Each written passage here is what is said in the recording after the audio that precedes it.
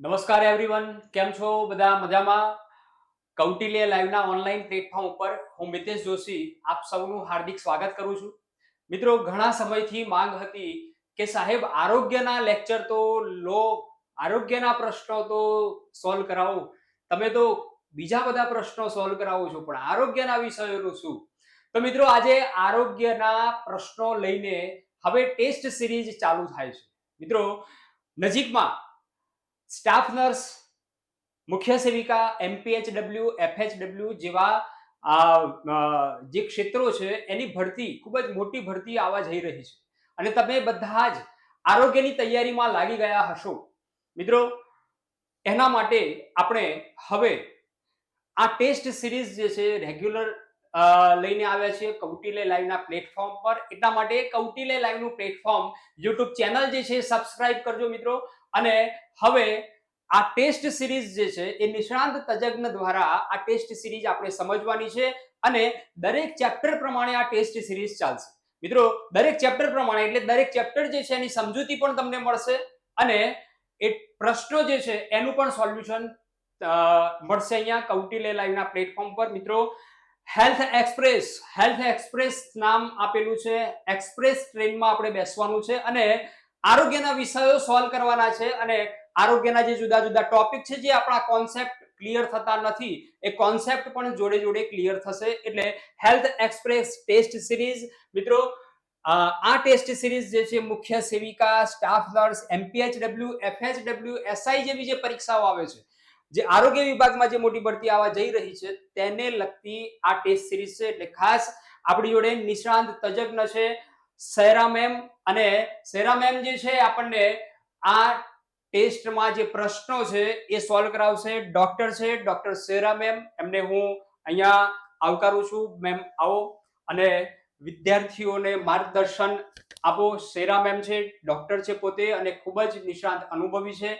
આરોગ્યના વિષયો જે છે એ આરોગ્યના વિષયો જે છે મેમ આપણને સોલ્વ કરાવશે. મિત્રો, આ ટેસ્ટ સિરીઝ જે છે એ રેગ્યુલર ચાલશે અને મેમ આપણને પ્રયત્ન કરશે કે પ્રશ્નોની ચર્ચા કરતા કરતા એના કોન્સેપ્ટ પણ ક્લિયર થાય.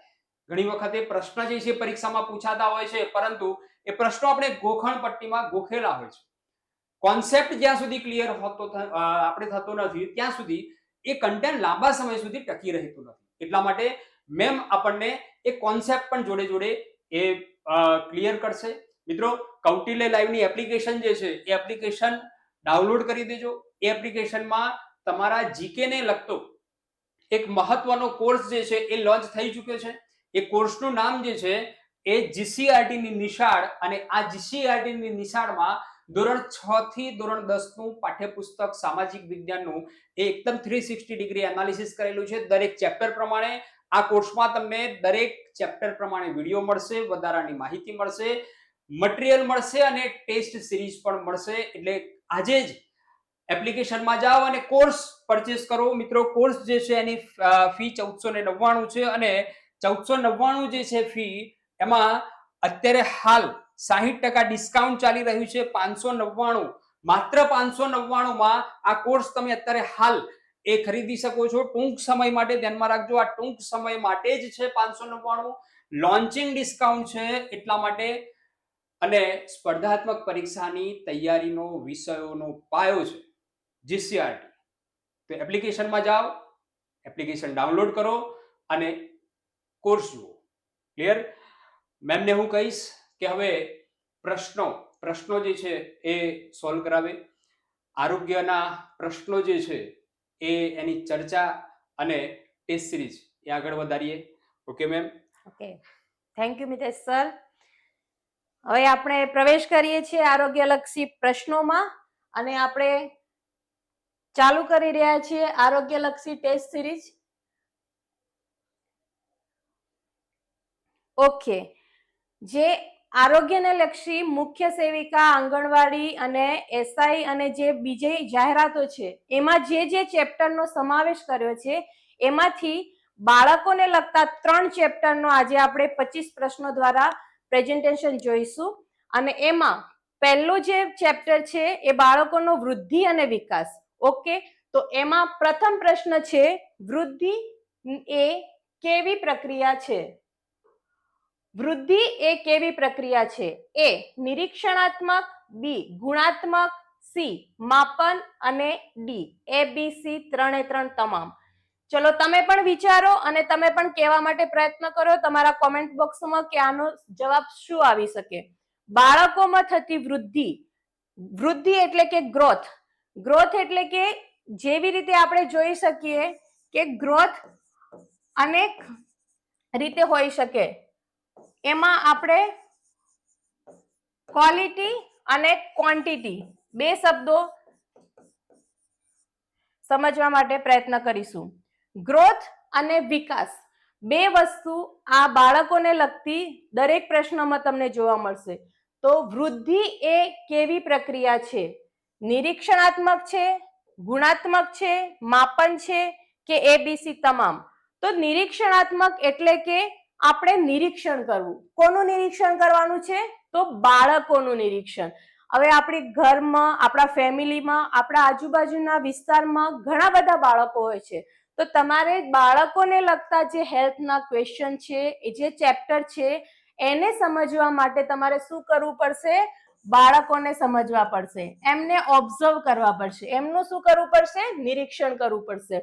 તો નિરીક્ષણાત્મક એ કરેક્ટ ઓપ્શન છે. ગુણાત્મક તો એ લોકોમાં કઈ કઈ વિશેષતાઓ છે, એમનું ડેવલપમેન્ટ થઈ રહ્યું છે, એ ત્રણ વસ્તુના હિસાબે થશે. એજના હિસાબે થશે, ઉંમરના હિસાબે, પછી કદ હિસાબે. મતલબ કે એ લોકોનું ગ્રોથ કદ હિસાબે વધી રહ્યો છે, એજના હિસાબે વધી રહ્યો છે, અને ત્રીજો છે માથાનો ઘેરાવો.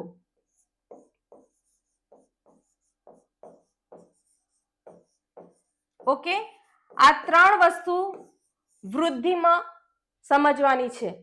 એજ, કદ અને માથાનો ઘેરાવો.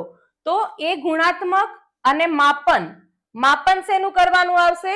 તો માથાના ઘેરાવાનું, કદનું અને એજ, આ ત્રણે નિરીક્ષણ કરવામાં આવશે. એના ગુણોનું માપન કરવામાં આવશે, ગુણોનું અવલોકન કરવામાં આવશે, અને આ ત્રણનો કઈ ઉંમર છે? 0 થી 6 વર્ષની ઉંમર સુધીના બાળકોની આપણે અહીંયા વર્ણન કરી રહ્યા છીએ. ઓકે, સમજી ગયા? તો આ ત્રણે ઓપ્શન કરેક્ટ છે. તો આપણો આન્સર અહીંયા શું આવશે? ડી ABC તમામ. ઓકે, હવે વૃદ્ધિ છે એમાં આપણે 0 થી 6 વર્ષના બાળકોનો વાત કરી. એ જન્મથી લઈને 6 વર્ષનું બાળક થાય ત્યાં સુધીમાં એનું જે વૃદ્ધિ હોય છે એ એના ઉંમર પ્રમાણે, એના કદ પ્રમાણે, એના માથાના હેડના ડેવલપમેન્ટ વધતું જાય છે. તો એ પ્રમાણે હવે નેક્સ્ટ ક્વેશ્ચનમાં જઈશું. ઓકે, બાળકોનો વિકાસ એટલે શું? ઓકે, આપણે શું જોઈ ગયા પહેલા પ્રશ્નમાં? વૃદ્ધિ. વૃદ્ધિ એટલે કે ગ્રોથ. હવે શું આવ્યું છે? વિકાસ. વિકાસ એટલે કે ડેવલપમેન્ટ. ઓકે, સમજ્યા? ડેવલપમેન્ટ એટલે કે સાદા અને સિમ્પલ ભાષામાં કહીએ આપણા ગુજરાતીમાં તો ખીલવું. ખીલવું એટલે કે બાળકનો નિખરવું, ખીલવું આપણે ગુજરાતી શબ્દ વાપરીએ છીએ. ખીલવું એટલે કે એ બધી રીતે એનો વિકાસ થવો. ફક્ત એનો અમુક જ કક્ષાએ નહીં, પણ દરેક પાસામાં એનો વિકાસ થાય, એનું નામ છે ડેવલપમેન્ટ. શું કહેવાશે? બાળકોનો વિકાસ. હવે તમે પોતે આ ક્વેશ્ચનને સમજો તો તમને તરત આન્સર મળી જશે. વજનમાં વધારો, તો વજન આપણે ક્યાં જોયું? વૃદ્ધિમાં જોયું. સાઈઝ એટલે કે કદ ક્યાં જોયું આપણે? વૃદ્ધિમાં. અને કાર્યશક્તિ, તો આપણે ખીલવું એ શેમાં આવશે? કાર્યશક્તિમાં. ઉપરોક્ત ત્રણે એ ઓપ્શન ખોટો છે, પણ કાર્યશક્તિમાં વધારો થવો. કાર્યશક્તિમાં વધારો થવો એટલે કે શારીરિક રીતે, માનસિક રીતે, ભાષાકીય રીતે, એના કાર્ય કૌશલ્ય મતલબ કે તાલંતો, એના જે સમજણ શક્તિ હોય એ દરેકમાં વધારો થવો, એટલે કાર્યશક્તિમાં વધારો થવો. અને બાળકોનો વિકાસ એટલે કાર્યશક્તિમાં વધારો થવો. આ ઓપ્શનનો આ જવાબ આપશે. તમારા કોમેન્ટ બોક્સમાં પણ તમે જવાબ મોકલો અને તમે ચેક કરો તમે કઈ રીતે આ પ્રશ્નોને જોઈ રહ્યા છો, હેન્ડલ કરી રહ્યા છો. Okay, next question. બાળકના વિકાસના કુલ કેટલા પાસા છે? ઓકે, સમજવા જેવો પ્રશ્ન છે. બાળકના વિકાસ, ડેવલપમેન્ટના, બાળકના આગળના ક્વેશ્ચનમાં પણ તમને સમજાવ્યું, ફરીથી અહીંયા કહીશ કે ડેવલપમેન્ટમાં કઈ કઈ વસ્તુ આવશે? ઓકે, શારીરિક, બૌદ્ધિક, સામાજિક, ભાવનાત્મક, ભાષાકીય, સર્જનાત્મક. અને ડી છે ઉપરના તમામ, મતલબ 6 પાસા થયા, 6 પાસા. ઓકે, તો શારીરિક એટલે કે પહેલા જેમ સમજાવ્યું મેં તમને એમ કે આપણો શારીરિક વિકાસ, મતલબ કે બાળકો કેટલા, આપણે અહીંયા સમજીએ તો 3 થી 6 વર્ષના બાળકોનો ચાર્ટ આપણે સમજીએ. ઓકે, તો એમાં 3 વર્ષથી બાળક ટટ્ટાર ઊભું રહી શકે છે, એના પગ પર સ્થિર ઊભું રહીને ચાલી શકે છે. એ આખો સમયગાળો 3 વર્ષથી 6 વર્ષના સમય સુધીમાં રહેશે. ઓકે, તો બાળક ટટ્ટાર ઊભું રહી શકે, ચાલી શકે છે, દોડી શકે છે, જમ્પ કરી શકે છે, ગોળ રાઉન્ડ ફરી શકે છે. આ બધો વિકાસ શેમાં આવશે? શારીરિકમાં.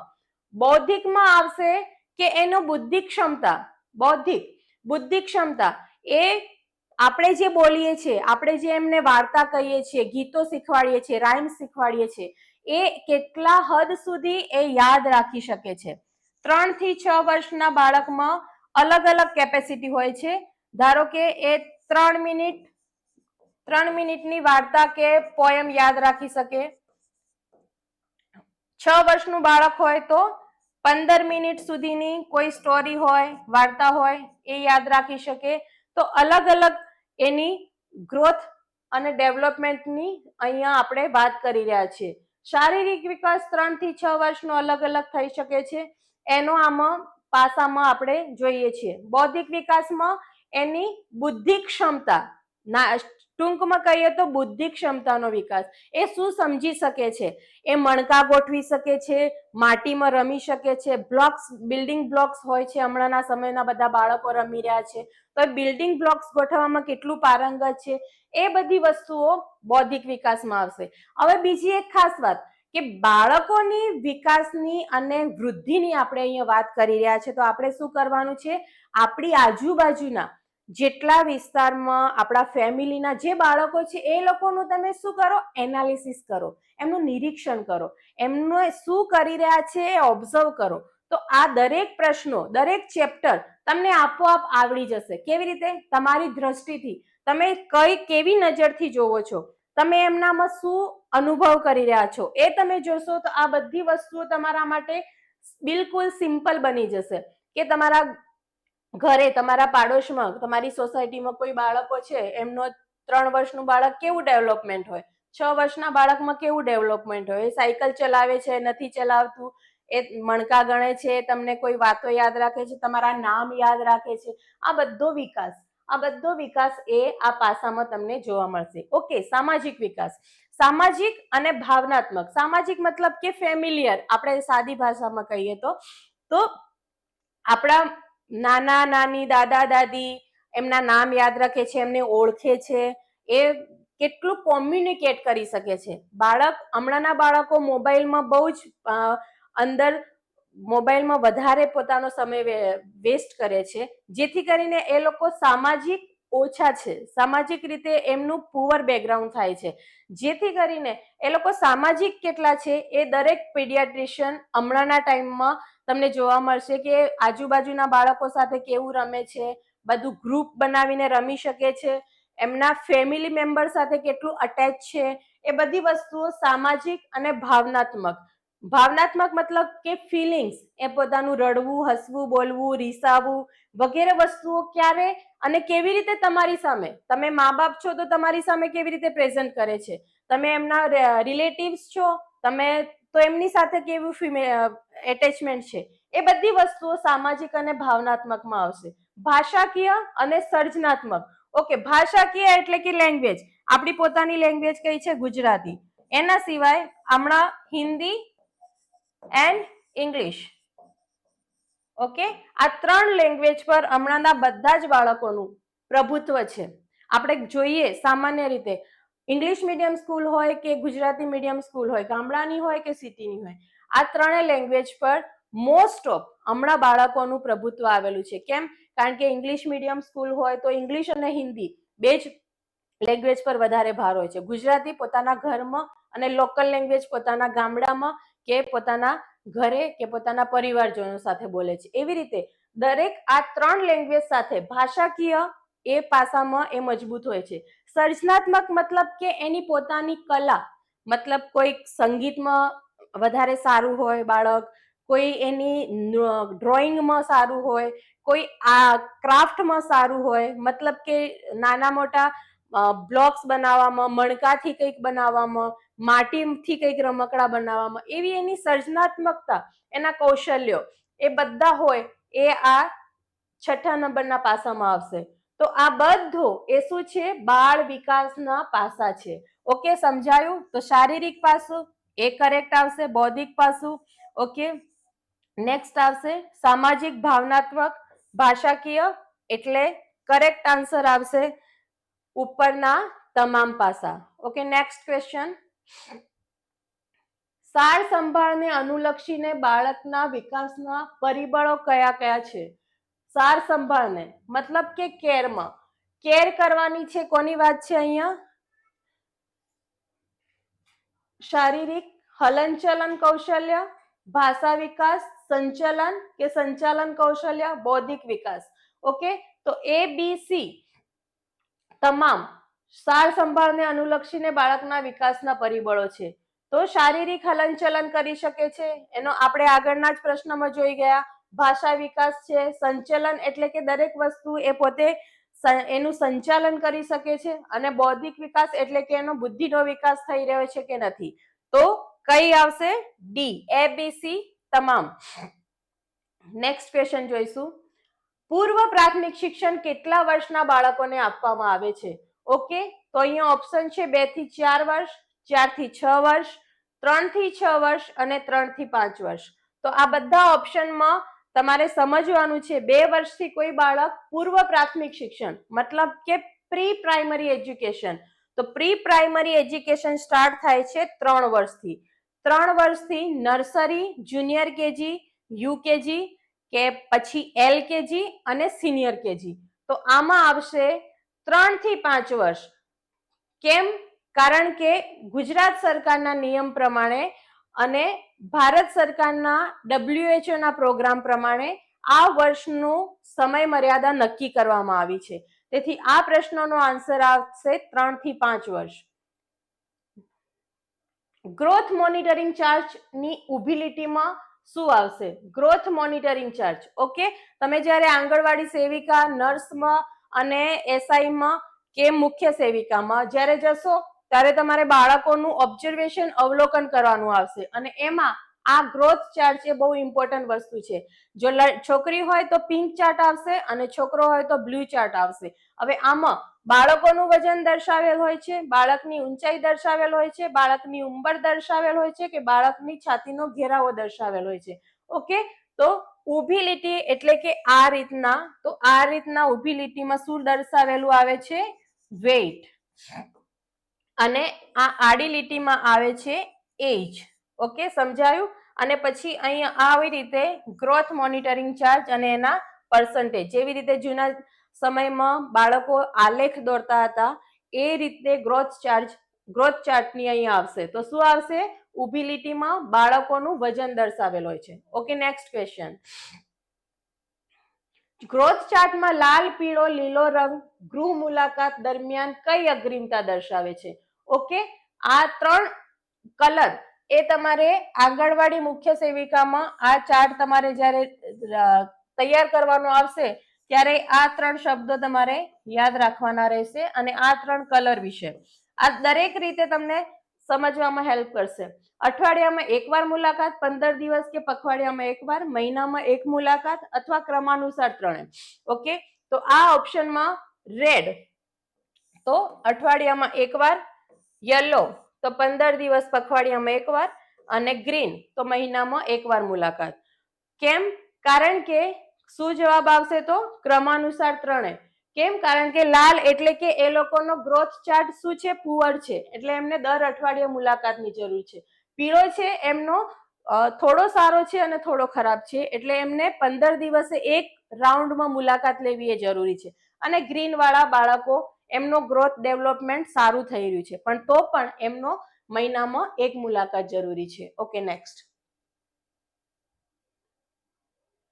બાળકના મગજનો 80% વિકાસ કયા સમયગાળા દરમિયાન થાય છે? જન્મથી લઈને 6 વર્ષ સુધી, જન્મથી લઈને 3 વર્ષ સુધી, જન્મથી લઈને 4 વર્ષ સુધી કે જન્મથી લઈને 5 વર્ષ સુધી? ઓકે, તો અહીંયા બાળકનો મગજનો વિકાસ એ જોવાનું છે. તો કયો આન્સર આવશે? જન્મથી લઈને 6 વર્ષ સુધી. મેં પહેલા પણ કહ્યું તે પ્રમાણે ગ્રોથ અને ડેવલપમેન્ટની ઉંમર કઈ છે? 0 to 6 યર. આ યાદ રાખવાનું છે તમારે. 0 થી 6 વર્ષ લઈને બાળકમાં બહુ જ બધો 80% વિકાસ થઈ જાય છે એના મગજનો, જેથી કરીને બહુ જ કહેવામાં આવે છે. હમણાં પેરેન્ટિંગ વેદા નામની સિરીઝ ચાલે છે, યુટ્યુબ પર વિડીયો ચાલે છે પેરેન્ટ ટિપ્સને લગતા, અને ઘણા પીડિયાટ્રિશિયનો આ વસ્તુ માટે બહુ જ કાર્ય કરી રહ્યા છે કે પેરેન્ટિંગ 80% વિકાસ મગજનો બાળકનો 0 થી 6 વર્ષમાં થાય છે. એટલે જે આપણે શીખવીશું એ 6 વર્ષ સુધીના એના શીખવામાં આવશે, અને એનો આગામી સમયમાં એ કેવો પુરુષ બનશે કે કેવી સ્ત્રી બનશે એનો બધો આધાર 0 થી 6 વર્ષમાં 80% વિકાસ આના પર અનુલક્ષીને નક્કી થાય છે. બાળકોના વૃદ્ધિ વિકાસ પર અસર કરતા પરિબળો નીચેમાંથી કયા છે? વંશ વારસાગત પરિબળો, બી પોષણ અને ઉંમર, સી આજુબાજુનું વાતાવરણ અને આર્થિક પરિબળો, કે પછી ઉપરના તમામ? તમારો જવાબ કોમેન્ટ બોક્સમાં લખો. હવે તમને સમજાઈ ગયું હશે, મેં આગળના પ્રશ્નો સમજાવ્યા એ પ્રમાણે, કે આમાંથી કઈ કઈ જરૂરી વસ્તુઓ છે. પરિબળો, વંશ વારસાગત એટલે આનુવંશિક વારસો. આપણે જે બાળકો તરીકે જીનોટાઈપ અને ફિનોટાઈપ એ બે પાર્ટ આવે છે આમાં, એટલે કે આપણા માતા પિતાનો જીન્સ માંથી જે આપણને વૃદ્ધિ, આપણી રચના વૃદ્ધિ આપણા મા બાપ જેવી બને છે એને જીનોટાઈપ, અને ફિનોટાઈપ એટલે કે આપણો જે તાલંતો, આપણા મા બાપના તાલંતો સીધા આપણામાં ઉતરે છે, એ વંશ વારસાગત પરિબળોમાં. પોષણ, ન્યુટ્રિશન અને ઉંમર, અને આજુબાજુનું વાતાવરણ અને આર્થિક પરિબળો. તો આ પ્રશ્નનો જવાબ શું આવશે?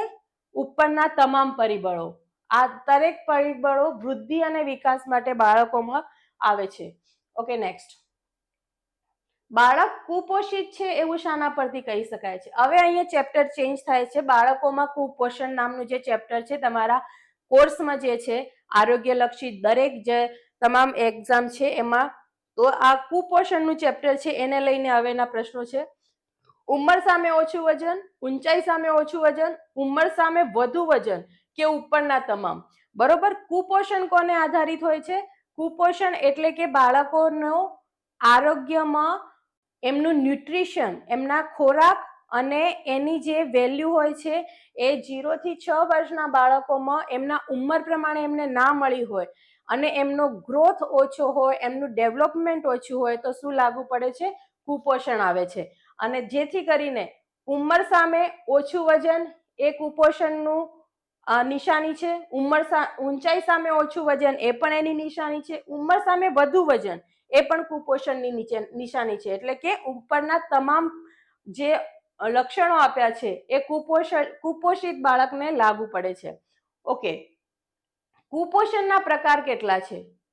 એ કુપોષિત અને ગંભીર કુપોષિત, ઠીંગણાપણું, સૂક્ષ્મ પોષક તત્વોની ઉણપ, કે એબીસી તમામ? હવે અહીંયા આ 4 પ્રકારો આપેલા છે, અને આ 4 પ્રકારોમાં તમે જોશો કે કુપોષિત એટલે કે જે કુપોષિત બાળક હોય પણ એને જો નેશનલ હેલ્થ પ્રોગ્રામ દ્વારા એને આપણે, તમે જોવો છો સ્કૂલ હેલ્થ પ્રોગ્રામ ચાલે છે, એમાં દૂધ, પાવડર, અમુક વિટામિન્સ, મિનરલ્સની નાની ગોળીઓ બધું આપવામાં આવે છે, તો એના દ્વારા એ નિવારી શકાય છે કુપોષણ, પણ એ કુપોષિતના પ્રકારમાં આવે છે. ગંભીર એટલે કે જે લોકો વધારે પડતા ગંભીર કુપોષણના શિકાર બનેલા હોય એ બાળકોને. ઠીંગણાપણું એટલે કે સ્ટનિંગ, એ પણ કુપોષણનું, બાળક ઠીંગણું હોય પણ એનો વિકાસ કેવો છે, ડેવલપમેન્ટ કેવું છે એના પર આધાર રાખે છે. સૂક્ષ્મ પોષક તત્વોની ઉણપ, સૂક્ષ્મ પોષક તત્વોમાં શું આવી શકે? તો પ્રોટીન, જે કેલરી આપણે મળે છે, પ્રોટીન, વિટામિન્સ, મિનરલ અને જે આયોડીનની ઉણપ હોય, આ બધા જે પોષક તત્વો છે એ સૂક્ષ્મ પોષક તત્વોની ઉણપ, એ બધી વસ્તુ આ પ્રકારમાં આવે છે. ઓકે, તો ABC તમામ જે આપણા અહીંયા ઓપ્શન છે એ કુપોષણના પ્રકાર અહીંયા દર્શાવી રહ્યા છે. ઓકે, નેક્સ્ટ ક્વેશ્ચન જોઈશું. જે બાળકનું ઉંમરના પ્રમાણમાં વજન ઓછું હોય તેને શું કહેવામાં આવે છે? ઉંમરના પ્રમાણમાં વજન, ઉંમર એટલે કે એજ અને વજન એટલે કે વેઇટ, તો તમે સીધી રીતે તમે જવાબ સમજી શકો કે શું આવશે? અંડરવેઇટ. ઉંમર, એજ અને વેઇટ એટલે કે વજન. તો જે બાળકનું ઉંમરના પ્રમાણમાં વજન ઓછું હોય તેને શું કહેવાશે? અંડરવેઇટ. અંડરવેઇટ વજન હોવાના લીધે એને જે કુપોષણમાં સમસ્યાઓ થાય છે એનું અહીંયા વાત કરવામાં આવી છે. નેક્સ્ટ, જે બાળકની ઊંચાઈ ઉંમરના પ્રમાણમાં ઓછું હોય તેને શું કહેવાય છે? જે બાળકની ઊંચાઈ ઉંમરના પ્રમાણમાં ઓછું હોય તેને શું કહેવાય છે? સ્ટન્ટિંગ. આપણે જે જોઈ ગયા આગળના પ્રશ્નમાં કુપોષણના પ્રકાર, એમાં જે ઠીંગણાપણું આપણે પ્રકાર હતો એનું આ ઇંગ્લિશ જ છે, સ્ટન્ટિંગ. સ્ટન્ટિંગ એટલે કે ઠીંગણાપણું. અને ઊંચાઈ ઉંમરના પ્રમાણમાં ઓછું હોય તેને કહેવામાં આવે છે. જે બાળકનું વજન ઊંચાઈના પ્રમાણમાં ઓછું હોય તેને શું કહેવામાં આવે છે? ઓકે, વજન છે એ શેના પ્રમાણમાં ઓછું છે? તો ઊંચાઈના પ્રમાણમાં. તમે પણ પોતે નક્કી કરી શકો કયો ઓપ્શન આવશે. અંડરવેઇટ આવી ગયું છે, સ્ટન્ટિંગ આવી ગયું છે, 2 ઓપ્શન બાકી છે, તો એમાંથી કયું આવી શકશે? વાસ્ટિંગ. વાસ્ટિંગ એટલે કે જે વજન ઊંચાઈના પ્રમાણમાં ઓછું હોય તેને વાસ્ટિંગ કહેવામાં આવે છે. જે બાળકના વજન અને ઊંચાઈ ખૂબ જ ઓછા હોય છે તેવા બાળકને શું કહે છે? ઓકે, અહીંયા વાત આવી છે વેઇટ અને હાઈટ, 2 ઓછા હોય એને શું કહેવામાં આવે છે? તો ઓપ્શન છે મોડરેટ એક્યુટ માલન્યુટ્રિશન, સિવિયર એક્યુટ માલન્યુટ્રિશન, અને A અને B ઓપ્શન કે એક પણ નહીં. તમે પણ તમારો જવાબ કોમેન્ટમાં લખો અને જણાવો કે શું આવશે. તો અહીંયા શું આવશે? ખૂબ જ ઓછા. આ પ્રશ્ન, આ શબ્દ પર ભાર મૂકેલો તમારે ક્વેશ્ચનમાં જોવાનો.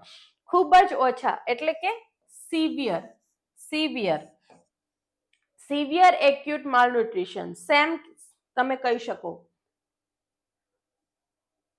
જે બાળકના વજન અને ઊંચાઈ સામાન્ય રીતે ઓછા હોય, સામાન્ય રીતે અહીંયા વાત થઈ છે સામાન્ય રીતે. દરેક ક્વેશ્ચન હોય છે આરોગ્યલક્ષી હોય છે કે કોઈ પણ સ્પર્ધાત્મક પરીક્ષાના ક્વેશ્ચન હોય છે, એમાં શું સમજવાનું છે? ક્વેશ્ચનના શબ્દોને સમજવાના છે. એ શબ્દ શું કહી રહ્યો છે એ તમે સમજશો તો તમને ઓટોમેટિક એનો જવાબ આમાં તમને સમજણ પડશે. ઓકે, સમ ન્યુટ્રિશન આવી ગયું એટલે એ ના આવે, A અને B એ પણ બંને ઓપ્શન ના આવે, અને એક પણ નહીં એ પણ ના આવે, પણ શું આવશે? Moderate acute માલન્યુટ્રિશન. કેમ? કારણ કે સામાન્ય રીતે ઓછા હોય તેમજ બાળક મધ્યમ તીવ્ર કુપોષણનો શિકાર હોય એવું કહેવામાં આવ્યું છે, એટલા માટે. ઓકે, નેક્સ્ટ, બાળક બેગીપટ, આ શબ્દ યાદ રાખવાનો છે. બેગીપટ જેવું દેખાય છે, આ લક્ષણ કોનું છે? તો બેગીપટ જેવું દેખાય એટલે કે એના થાપાના અને સાંધા પર બિલકુલ ચરબી ના હોય. હવે કુપોષણ એટલે કે શું?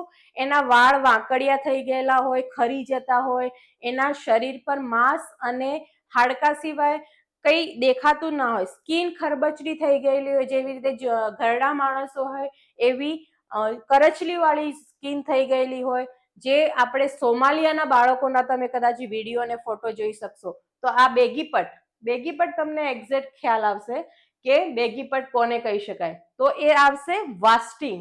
યાદ રાખવાનું છે, બેગીપટ જેવું લેખાય એ કોનું લક્ષણ છે? તો વાસ્ટિંગનું. થાપાના અને સાંધામાં બિલકુલ ચરબી ના હોય અને બિલકુલ એનામાં માંસ કે પોષણની ખોટ જણાતી હોય, એ આ લક્ષણ છે બેગીપટ એટલે કે વાસ્ટિંગ. ઓકે, અહીંયા ચેપ્ટર ચેન્જ થાય છે, જન્મજાત ખામી, બાળકોમાં જન્મજાત ખામી. અને એનો ક્વેશ્ચન છે જે બાળકને જન્મ સમયે સ્વાસ્થ્ય સમસ્યાઓ કે શારીરિક ખામી હોય તે બાળકને કયું બાળક કહેવાય? હવે જન્મજાત થતી ખામીઓ એટલે કે આનુવંશિક હોઈ શકે, વારસાગત હોઈ શકે, જન્મના સમયે કોઈ પ્રોબ્લેમ થયો હોય, માતા જ્યારે ગર્ભિણી હોય ત્યારે એના પેટમાં કંઈક પ્રોબ્લેમ થયો હોય અને એના લીધે જે ખામીઓ લઈને બાળક પેદા થાય એને શું કહેવાય છે? જન્મજાત ખામીઓ વાળું બાળક. ઓકે, તો અહીંયા ઓપ્શન આપેલા છે ગંભીર ખામી વાળું બાળક, SAM જન્મજાત ખામી વાળું બાળક અને MM માલ ન્યુટ્રિશન બાળક. તો અહીંયા શું આવશે? જન્મજાત ખામી વાળું બાળક એટલે કે જે બાળકને જન્મ સમયે સ્વાસ્થ્યલક્ષી સમસ્યાઓ, શારીરિક ખામી હોય તે બાળકને શું કહેવાય છે? જન્મજાત ખામી વાળું બાળક. ઓકે, રેટિનોપેથી ઓફ પ્રીમેચ્યોરિટી રેટિનોપેથી મુખ્યત્વે કેવા બાળકોને થાય છે? ROP એવા શોર્ટ ફોર્મથી પણ આ પ્રશ્ન પૂછી શકે છે અને આ એનું શોર્ટ ફોર્મ છે. જન્મજાત મોતિયો હોય તેવા બાળકોને, 12-50 ગ્રામ કે તેનાથી ઓછા વજનવાળા બાળકોને, ગર્ભાવસ્થાના 31 વીક પહેલા જન્મેલા બાળકમાં, કે DDH કે NTD. ઓકે, તો અહીંયા જન્મજાત મોતિયો એ તમે જાણો છો કે જે બાળકો મોતિયો આવેલો હોય, મોતિયો શબ્દથી તમે વાકેફ છો, 1250 ગ્રામ કે તેનાથી ઓછા વજનવાળા બાળકોને. હવે 30 વીક એ કેવી છે? અપૂર્ણ જન્મેલા બાળકની અવસ્થા છે. બાળક સંપૂર્ણ રીતે સ્વસ્થ જન્મે, પૂરા મહિનાનું બાળક એ કેટલા વીક હોય છે? 37 વીક કે એનાથી વધુ હોય તો 41 સુધી. આ એનો એક ગ્રાફ છે કે પૂર્ણ સમયનું સ્વસ્થ બાળક હોય એનો સમય કેટલો છે? 37 વીક કે 41 વીક. તો અહીંયા શું આવશે? રેટિનોપેથી એ જન્મજાત આંધળું બનાવી શકવાની, રેટિનો એટલે કે આપણી આંખની જે ઝૂમ 1, 2, 3 લેયર હોય છે એમાં ત્રીજું લેયર હોય છે, એની અંદર જે રક્તવાહિની હોય છે એની ડિફેક્ટ હોય છે. અને જો બાળક પૂર્ણ સમયમાં ના જન્મેલું હોય, અધૂરું જન્મેલું હોય અને એનો વિકાસ, એનું વજન પ્રમાણે એનું ઉંમર અને વજન જો સેટ ના થયેલા હોય તો એ બાળકમાં આ ડિફેક્ટ આવે છે. અને એ છે કે 12-50 ગ્રામ કે તેનાથી ઓછા વજનવાળા બાળકોને અને ગર્ભાવસ્થાના 31 વીકમાં જન્મેલા બાળકોને કયો રોગ આવે છે? રેટિનો ઓફ પ્રીમેચ્યોરિટી. આંખની અંદરના વર્તુળમાં કાળા રંગને બદલે ગ્રે અથવા સફેદ રંગનું વર્તુળ જોવા મળે તો કઈ જન્મજાત ખામી છે? તો રેટિનો પ્રીમેચ્યોરિટી આપણે જોઈ લીધું. ROP એ કયામાં આવશે? આંખની અંધતામાં. અહીંયા છે વાત કરી છે એ શેના માટેની છે? તો જન્મજાત મોતિયો. ગ્રે કલર, સફેદ કલર, વર્તુળ દેખાય, બાળકની કીકી હોય એની અંદર સીધો તમને વ્હાઇટ કલર દેખાય અને એ જન્મથી લઈને 1 વર્ષ સુધીમાં તમે એનાલિસિસ કરીને જોઈ શકે છે. જે પેડિયાટ્રિશિયન હોય છે એ લોકો બાળકોનું જ્યારે ઓબ્ઝર્વેશન કરે છે, બાળકો કન્ટિન્યુ એમની જોડે રૂટીન ચેકઅપમાં આવે છે ત્યારે એ જોઈને ખ્યાલ આવે છે કે શું આવશે? જન્મજાત મોતિયોમાં કાળા વર્તુળમાં કાળા રંગને બદલે ગ્રે અથવા સફેદ રંગનું વર્તુળ જોવા મળે તો એ ખામીને શું કહેવાય છે? જન્મજાત મોતિયો. બાળકોમાં આ વધુ પડતી જોવા મળે છે જ્યારે અધૂરા જન્મેલા અને જન્મથી વારસાગત ખામીવાળા બાળકો હોય એમાં. જન્મજાત બહેરાપણામાં બાળકમાં શું જોવા મળે છે? ઓકે, તો અહીંયા જઈશું. ઓપ્શન A જન્મ સમયે જોવા મળતી સાંભળવાની અક્ષમ, વાણી ભાષા, સામાજિક કૌશલ્યોના વિકાસ ક્ષમતા પર અસર, પારિવારિક ખામી કે જન્મ સમયે કમળો, કે ABC તમામ. ઓકે, તો અહીંયા જવાબ આવી ગયો છે ABC તમામ. જન્મ સમયે સાંભળવાની અક્ષમતા હોય. ઓકે, પછી વાણી ભાષા, જો તમે બાળક જન્મથી સાંભળી ના શકતું હોય તો એની વાણી ડેવલપ નથી થવાની. એક સીધી અને સિમ્પલ વસ્તુ છે, એની ભાષા ડેવલપ નથી થવાની. એ સોશિયલ કોઈની સાથે કોમ્યુનિકેશનમાં આવી જ નથી શકવાનું કારણ કે સાંભળતું નથી. ઓકે, તો અમુક એવા કેસ હોય છે જન્મ સમયે જો જન્મજાત ખામી હોય એના લીધે આવે છે, કાં તો જન્મ સમયે કોઈ કાનની કે ENT આખું માથું હોય એનામાંથી કોઈ બી નસોમાં ડિફેક્ટ હોય જન્મ સમયથી કે જન્મ પહેલા માતાના ગર્ભમાં, તો આ ખામી જન્મજાત બહેરાપણું બાળકમાં આવે છે. ઝડપી ધબકારા, ઝડપી શ્વાસ ક્રિયા, હાથ, પગ, પેટ, ચહેરા પર સોની, સ્તનપાન વખતે પરસેવો, સાઇનોસિસ, ઓછું વજન હોવું, આ કયા બાળકના લક્ષણો છે? હવે તમે પ્રશ્ન જોઈને સમજી શકાય કે શેની વાત થઈ રહી છે. ધબકારા, આપણા હાર્ટબીટ, રેસ્પિરેટરી સિસ્ટમ અને હાથ પગ પેટ અને ચહેરા પર, અને સાઇનોસિસ અને પરસેવો વળવો. આપણે ઘણા મોટા માણસોને બી જોઈએ છીએ કે હાર્ટ એટેક આવે ત્યારે એ લોકોને પરસેવો વળે છે, એમના હાથ પગ ઠંડા થઈ જાય છે. ઓકે, તો આવી બધી જે પ્રોબ્લેમ્સ છે એમાં કયો રોગ લાગુ પડે છે? કયા જન્મજાત રોગનો બાળકોનું લક્ષણ છે? જન્મજાત મોતિયો, જન્મજાત હૃદયની સમસ્યા, ડીડીએચ કે આરઓપી? આરઓપી આપણે પહેલા જોઈ ગયા છીએ, ડીડીએચ આપણે નેક્સ્ટ જોઈએ છીએ. જન્મજાત મોતિયો પણ આવી ગયો છે, તો આ ઓપ્શન પણ નહીં આવે, આ ઓપ્શન પણ નહીં આવે, આ ઓપ્શન પણ નહીં આવે. તો કયો ઓપ્શન આવવાનો છે?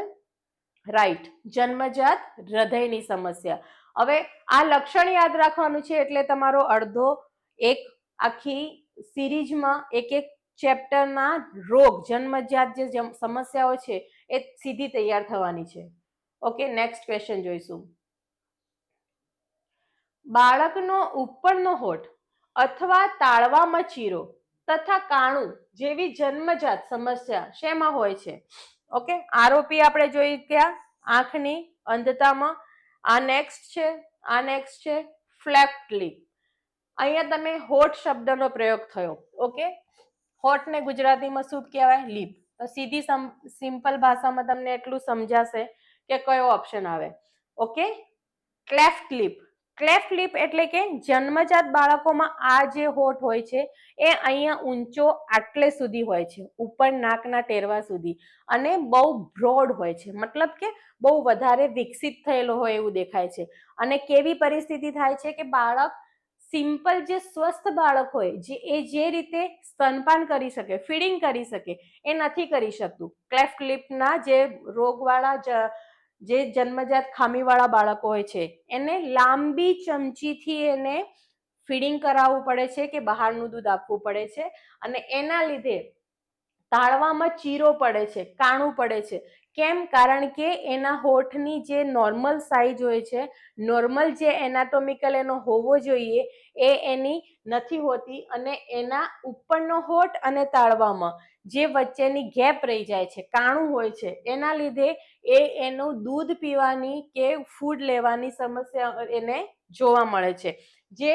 આ જે સમસ્યા જોવા મળે છે એને ક્લેફ્ટ લિપ કહેવામાં આવે છે. ડીડીએચ નું પૂરું નામ જણાવો. આગળ આપણે આવી ગયું ડીડીએચ. ડીડીએચ અહીંયા ડીડીએચ 3 આલ્ફાબેટ છે, એને તમારે જોવાના છે. હવે ઘણા આવા પ્રશ્નો આવે છે કે શોર્ટ ફોર્મ હોય છે. શોર્ટ ફોર્મમાં શું કરવાનું હોય છે? બધા જ પ્રશ્નોના આન્સરમાં ડીડીએચ ગમે ત્યાં લાગુ પડે એવું. ઓકે, અહીંયા ડાઉન સિન્ડ્રોમ છે તો ડી અને ડી આવી ગયો. Development dysplasia of hip, diarrhoea, dehydration. તો ઓકે, અહીંયા દરેકમાં ડીડીએચ આવી શકે એવું લાગે છે. ફક્ત આમાં થોડું ડાઉટફુલ લાગે, અને આ એબીસી તમામ એ ડાઉટફુલ લાગે. ઓકે, તો બે આન્સર એવા હોય છે દરેક એક્ઝામમાં, કોમ્પિટિશન એક્ઝામમાં, કે બે નજીકના આન્સર હોય છે અને બે દૂરના આન્સર હોય છે. તો અહીંયા સમજવાનું છે ડેવલપમેન્ટ ડિસ્પ્લેસિયા ઓફ હિપ, આ કરેક્ટ આન્સર આવશે. આ શેનો જન્મજાત ખામી છે? તો હાડકાની, ફીમર હાડકું કહેવાય છે, એટલે કે થાપાનું હાડકું. તમે ક્યાંક વાંચ્યું હશે, જોયું હશે, તો તમને આકૃતિ જોવા મળશે કે થાપાના હાડકામાં, ફીમરમાં એક બોલ ટાઈપનું હાડકાનું જોડાણ હોય છે. એ જોડાણ, એ ડેવલપમેન્ટ એનું પરફેક્ટ રીતે સ્વસ્થ બાળકની રીતે ના થયેલું હોય, અને એના લીધે જે ખામી ઉત્પન્ન થાય છે જન્મજાત, એને કહેવામાં આવે છે development dysplasia of heap. Okay, તો આ ખામીમાં જો બાળકને જન્મથી જ એ પીડિયાટ્રિશિયન જોડે એ ગયેલું હોય બાળક, અને એની રેગ્યુલર ચેકઅપ થતો હોય, તો આ પગ સીધો રાખવાની, અને એ પગને સીધો ઊભો રાખવાની, અને એ એક્સરસાઇઝથી આ ખામીને નિવારી શકવા માટે પ્રયત્ન થઈ શકે છે. મગજ અને કરોડરજ્જુની જન્મજાત ખામીને શું કહેવાય છે? ઓકે, 4 ઓપ્શન છે. NTD, neural tube defect, club ફૂટ, પોન્ટેસરી પદ્ધતિ, આરઓપી અને ડીડીએચ. ઓકે, તો આપણે અહીંયા જોઈ ગયા એ પ્રમાણે આરઓપી આવી ગયું છે, ડીડીએચ આવી ગયું છે. ડીડીએચ શેના માટેનું હતું? બોન માટેની હિપ બોન માટેની જે ડિફેક્ટ હતી એના માટેનું હતું. આરઓપી શેના માટેનું હતું? આઈઝ માટેનું. ઓકે, અને ક્લબ ફૂટ, પોન્ટેસરી પદ્ધતિ અને એનટીડી. તો આ બે નજીકના જવાબ છે. ઓકે, હવે એ સમજવાનું છે. મગજ અને કરોડરજ્જુ આપણને શું કહીએ છીએ? બ્રેઇન અને સ્પાઇનલ કોડ. સ્પાઇનલ કોડ એટલે આપણે અમુક વખતે એવું કહીએ છીએ કે પાછળના ભાગમાં આપણને વાગી જાય. બાળક જ્યારે નાનું હોય ક્યાંક પડી જાય તો એને આવી કોઈક પ્રોબ્લેમ થાય છે, પાછળના ભાગમાં વાગી ગયું, બાળક બેભાન થઈ ગયું, મરી ગયું, ક્યારેક ઘોડિયું વાગી જાય છે. આવી ઘણી બધી સમસ્યાઓ જોવા મળે છે. ત્યારે એ બધી સમસ્યાઓ કઈ વસ્તુ આધાર રાખે છે? કરોડરજ્જુ અને મગજ. આ બે વસ્તુ એ બાળક જ્યારે જન્મે ત્યારથી આપણે એને હાથમાં લઈએ તો એને કટોરાની જેમ એનું માથું હાથમાં લેવાનું, પાછળનો ભાગ એનો બહુ સોફ્ટ હોય છે. આવી બધી વસ્તુઓ જ્યારે પીડિયાટ્રિશિયન હોય કે ગાયનેકમાં જ્યારે બાળક હોય ત્યારે સમજાવવામાં આવે છે માતાને અને બાળકના સંબંધીઓને. તો એ સમજાવવાનું કારણ શું છે? કે આ ન્યુરલ ઇફેક્ટ કોઈ ડિસઓર્ડર ના થાય એના માટે. તો મગજ અને કરોડરજ્જુની જન્મજાત ખામીને શું કહેવાય છે? તો એને કહેવાય છે NTD, neural tube defect. Okay, neural tube defect એ એનો સાચો આન્સર છે. પણ એ કેમ કહેવાય છે? તો આપણા મગજના પાછળના ભાગમાં જ્યારે રક્તવાહિનીઓ અને એનું જે ગૂંચળું બનતું હોય છે સાદી ભાષામાં, ત્યારે બાળકના વિકાસમાં જો રિબિન જેવી નાની પટ્ટી હોય છે, એ જ્યારે રક્તવાહિની અને એનું આખું લેયર બનતું હોય છે, મગજ અને કરોડરજ્જુની આવી રીતે મગજ હોય છે અહીંયા, અને પછી આવી રીતે અહીંયા કરોડરજ્જુની રચના હોય છે, સ્પાઇનલ કોર્ડ. તો અહીંયાથી જે આખું ગૂંચળું આના માટે બને છે, અને જે પહેલા રિબિન ટાઈપના શેપમાં હોય છે અને પછી આખું એનું રક્તવાહિનીઓનું બંધારણ થાય છે.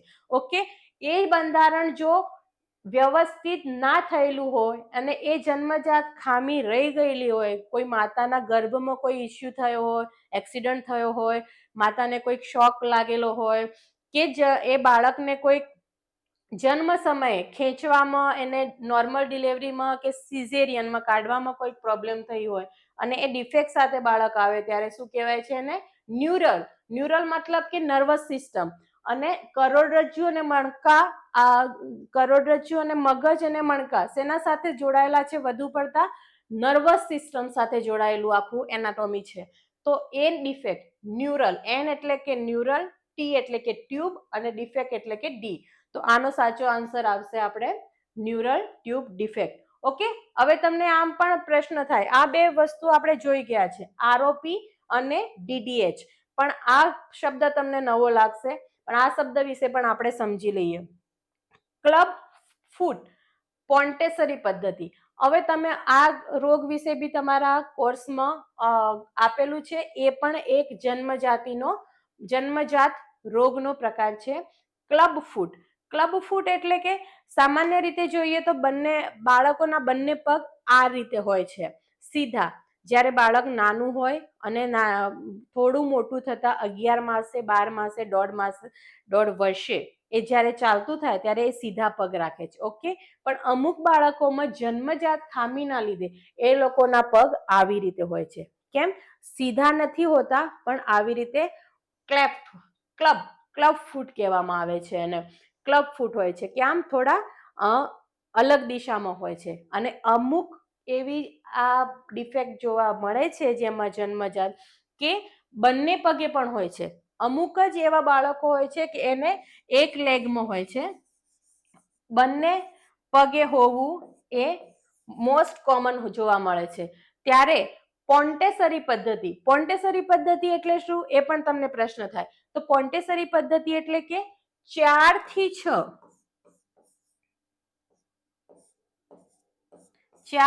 6 વખત ટાઈમ, 4 to 6 ટાઈમ પ્લાસ્ટર. આપણે જેવી રીતે પગ ભાગી જાય છે અને ડોક્ટર જ્યારે વ્હાઇટ કલરનો મોટું પ્લાસ્ટરનો પાટો બાંધે છે, તો એ 4 થી 6 વખત એને પોન્ટેસરી પદ્ધતિ કહેવામાં આવે છે. 4 થી 5-6 વખત પ્લાસ્ટર બાંધીને એને સીધા કરવા માટેનું એક્સરસાઇઝ કરાવવામાં આવે છે. અને આ આખી પદ્ધતિ છે કોન્ટેસરી પદ્ધતિથી, તો 4 થી 6 વખત એને પ્લાસ્ટર બાંધવામાં આવે છે, કાઢવામાં આવે છે, સમય પ્રમાણે એને એક્સરસાઇઝ કરાવવામાં આવે છે, જેથી કરીને જન્મજાત આ ખામી હોય તો આ કોન્ટેસરી પદ્ધતિથી આ પ્લાસ્ટર બાંધવાથી એના ક્લબ ફૂટમાં આવી રીતે અલગ અલગ દિશામાં વાંકા ચૂકા પગ હોય એ સીધી પોઝિશનમાં આવી શકે છે. પણ એની શું મર્યાદા છે કે એ જન્મથી એને જો પીડિયાટ્રિશિયને ચેક કરેલું હોય, એની માએ એનું એનાલિસિસ કરેલું હોય અને એને ખ્યાલ આવી જાય કે આવી રીતે આને જન્મજાત ખામી છે, તો જ એનું નિવારણ થઈ શકે છે. પછી મોટું થયા પછી એ થઈ શકતું નથી. ઓકે, તો આપણે આવી રીતે 25 પ્રશ્નો સમજ્યા. તમને કેવી મજા આવી એ પણ તમે તમારા કોમેન્ટ બોક્સમાં લખજો. આપણે જેવી રીતે દરેક 3 ચેપ્ટર આજે જોયા, બાળકોનો વૃદ્ધિ વિકાસ, બાળકોમાં કુપોષણ અને બાળકોમાં જન્મજાત ખામીઓ. આવી રીતે આપણે નેક્સ્ટ ટેસ્ટ 2 માં પણ બીજા 3 ચેપ્ટર 2 ચેપ્ટર એવી રીતે વધુ વિગતવાર આપણે જવા માંગીએ છીએ. અને દરેક એવી રીતે આખા આરોગ્યલક્ષી આ દરેક પ્રોગ્રામ્સ છે, સ્ટાફ નર્સ હોય, આંગણવાડી હોય કે મુખ્ય સેવિકા હોય કે એસઆઈ હોય, આ બધા પ્રોગ્રામને લગતા જે આરોગ્યલક્ષી મુદ્દાઓ છે એને આપણે ફિગર વાઇઝ અહીંયા જોઈશું, સમજીશું. દરેક ક્વેશ્ચન પણ તમે રિવિઝન કરશો અને એ કોમેન્ટ કરશો, શેર કરશો અને એ થકી આપણે આરોગ્યલક્ષી અભ્યાસમાં વધુ આગળ વધીશું. Thank you so much.